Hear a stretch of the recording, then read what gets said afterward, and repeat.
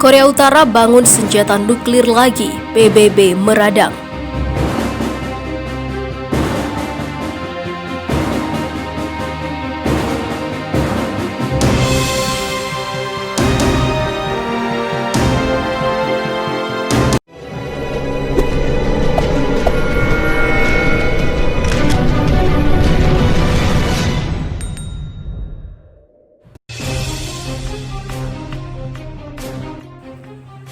Korea Utara menegaskan saat peringatan berakhirnya Perang Korea beberapa hari lalu. Kim mengatakan jika kedamaian akan ada di Korea Utara jika negaranya terus berupaya mengembangkan senjata nuklir. Karena senjata nuklir menjamin keamanan Korea Utara dari intervensi negara asing. Namun PBB amat marah ketika mengetahui jika Korea Utara mengembangkan kembali senjata nuklirnya. Konon laporan rahasia PBB menyebut Korea Utara terus melanjutkan program senjata nuklirnya. Korea Utara disinyalir saat ini sedang mengembangkan perangkat nuklir miniatur agar sesuai dengan hulu ledak rudal balistiknya. Seorang pakar yang tak mau disebutkan identitasnya percaya 6 uji coba nuklir Korea Utara beberapa tahun lalu membantu negara itu mengembangkan perangkat yang lebih kecil. Terlebih sejak September 2017 silam, Korea Utara terlihat belum melanjutkan uji coba nuklir kembali. Lantas pada Senin 3 Agustus 2020 lalu, 15 anggota Komite Sanksi Dewan Keamanan Korea Utara menyampaikan jika Korea Utara sedang melanjutkan program nuklirnya. Perlu diketahui jika Korea Utara kini telah secara resmi dikenal sebagai Republik Rakyat Demokratik Korea atau DPRK. Republik Demokratik Rakyat Korea sedang melanjutkan program nuklirnya termasuk produksi uranium yang sangat diperkaya dan pembangunan reaktor air ringan eksperimental. Isi dari laporan dikutip dari Zona Jakarta dari Reuters. Sebuah negara anggota menilai bahwa Republik Rakyat Demokratik Korea sedang melanjutkan produksi senjata nuklir, kata isi dari laporan tersebut. Dalam laporannya, PBB menjelaskan ada satu negara yang tidak diidentifikasi menuding Korea Utara berusaha untuk mengembangkan miniaturisasi dari nuklir agar mudah diaplikasikan sebagai hulu ledak di rudalnya. Pemimpin Korea Utara Kim Jong-un dan Presiden Amerika Serikat Donald Trump sejak tahun 2018 telah bertemu sebanyak 3 kali. Sementara itu, pada Mei 2018 lalu, Korea Utara janji untuk meledakkan terowongan di lokasi uji coba nuklir utamanya di Punggye-ri. Pyongyang melakukan ini sebagai bukti komitmennya untuk mengakhiri pengujian nuklir. Namun Pyongyang tak mengizinkan para ahli untuk menyaksikan pembongkaran tersebut. Laporan PBB mengatakan bukan berarti pintu masuk terowongan yang diketahui telah dihancurkan dan tidak ada indikasi pembongkaran yang komprehensif, maka Korea Utara akan berhenti. Satu negara telah menilai bahwa Korea Utara dapat membangun kembali dan menginstal ulang dalam waktu 3 bulan infrastruktur yang diperlakukan untuk mendukung uji coba nuklir. Para ahli PBB mengatakan Korea Utara telah melanggar sanksi, termasuk ekspor batu bara maritim ilegal, meskipun itu harus ditangguhkan sementara ini antara akhir Januari dan awal Maret 2020 karena pandemi.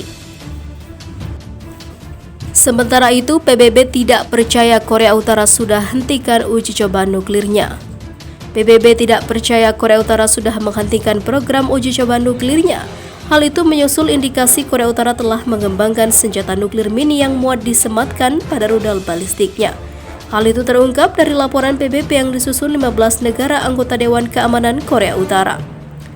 Korea Utara terus melanjutkan program nuklirnya termasuk pengayaan uranium, eksperimen reaktor baru, serta produksi dari senjata nuklir, ujar laporan PBB yang dikutip dari kantor berita Reuters Selasa 4 Agustus kemarin.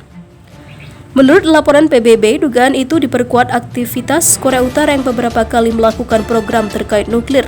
Untuk uji coba nuklir sendiri, setidaknya sudah 6 kali Korea Utara melakukannya dengan yang terakhir berlangsung pada September 2017. Pada tahun 2018 lalu, Korea Utara mengklaim sudah menghancurkan lokasi tes nuklirnya yang berada di Punggye-ri. Namun, penghancuran tersebut bersifat tertutup. PBB curiga Korea Utara masih mempertahankan lokasi tes nuklir tersebut, kalaupun sudah dihancurkan hanya butuh 3 bulan untuk membangunnya lagi. Lebih lanjut, laporan PBB menyebutkan bahwa Korea Utara kemungkinan akan melibatkan negara lain dalam pengembangan dan uji coba senjata nuklirnya. Tujuannya menurut dugaan PBB agar nuklir mini yang dikembangkan tak hanya makin ringkas, namun juga bisa menyasar beberapa target sekaligus. Hingga berita ini ditulis, Korea Utara belum memberikan tanggapan atas isi laporan PBB. Namun pekan lalu, pemimpin agung Korea Utara Kim Jong-un menyatakan bahwa senjata nuklir yang dimilikinya sudah cukup untuk memastikan tidak ada perang lagi. Sebagai catatan, berbagai pihak sudah berupaya untuk memastikan Korea Utara tidak mengembangkan senjata nuklir lagi. Salah satunya adalah Amerika Serikat.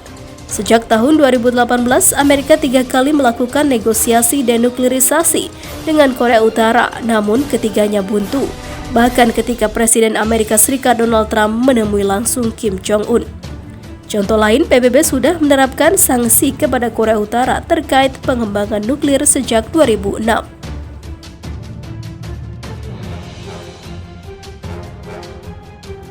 Tanpa orang ini, Korea Utara dan Iran tidak punya senjata nuklir.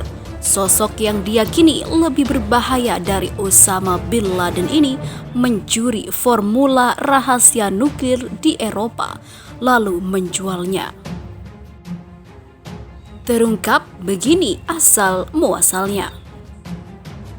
Terbongkar sudah biang keladinya, tanpa sosok ini Korea Utara dan Iran tidak akan punya senjata nuklir. Selama ini mungkin kita terheran-heran bagaimana negara terbelakang seperti Korea Utara justru memiliki senjata nuklir. Bahkan Indonesia yang selangkah lebih maju daripada Korea Utara justru belum memiliki senjata nuklir. Ternyata keberhasilan Korea Utara mengembangkan senjata nuklir semuanya berawal dari sepak terjang sosok satu ini. Menurut Daily Express, pada Sabtu 25 Juli 2020, seorang mantan teknisi nuklir asal Belanda bernama Frits Veerman ungkap asal-muasal nuklir yang kini dimiliki Iran dan Korea Utara. Sebelumnya, Frits Veerman adalah teknisi nuklir yang bekerja di program pengayaan uranium Inggris, Jerman, dan Belanda di Physical Dynamic Laboratory atau FDO. FDO sendiri merupakan anak perusahaan VMF Stork di Amsterdam. Veerman yang kini berusia 70 tahun dulunya adalah whistleblower pada kolega dan sahabatnya yang sebenarnya adalah mata-mata nuklir Pakistan yaitu Abdul Qadir Khan. Menurut CIA, Abdul Qadir Khan adalah pria yang lebih berbahaya dari Osama bin Laden. Namun di negaranya, Abdul Qadir Khan adalah bapak fisikawan nuklir, ahli metalurgi dan dikenal sebagai bapak pengayaan uranium. Dia menciptakan bom atom klandestin untuk negaranya Pakistan, yang menjadi bagian dari tim yang mengembangkan teknologi itu. Awalnya Veerman tidak tahu jika Qadir adalah seorang mata-mata hingga akhirnya identitas aslinya terbongkar.